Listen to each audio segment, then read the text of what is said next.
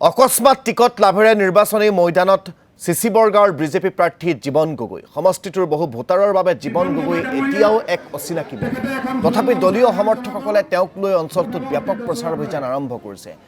মুখত মৃদু হাঁহি লৈ ভোটাৰৰ কাষ চাপিছে বিজেপি প্ৰাৰ্থী জীৱন চন্দ্ৰ গগৈ ৰাইজৰ যিটো সঁহাৰি যি উদ্দীপনা আমি তাক ৰাইজেহে ক'ব মন্দিৰগীয়ে বা লাল বৰুৱাই নকয় ৰাইজে যি ভোটদান দিব ৰাইজেহে ৰায় দিব আমি নিজে ৰায় ল'ব নোৱাৰোঁ আচলতে আপুনি বিধায়ক হ'ম বুলি ভাবিছিলনে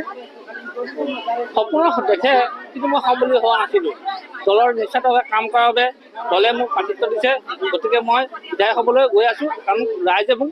যথেষ্ট উৎসাহ আৰু উদ্দীপনা দিছে আপোনাক দেখিছে আজি কিমান ধুনীয়া এটা প্ৰগ্ৰেম হৈছে সমষ্টি মূল ইছ্যু কি হ'ব আপোনাৰ এইবাৰ চিচিপা বিধানসভা সমষ্টি যিহেতু নৱগঠিত সমষ্টি নতুন সমষ্টি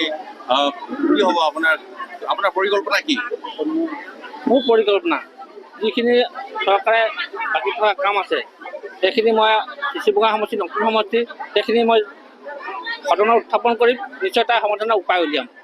আচলতে একাংশই আপুনি জিকাৰ পিছত প্ৰধান বৰুৱাহে MLA হৈ থাকিব এনেকুৱা ধৰণৰো প্ৰচাৰ আছে কি ক'ব কোনো মানুহে কাকো ভৰি ৰাখিব নোৱাৰে সেইটো মিছা কথা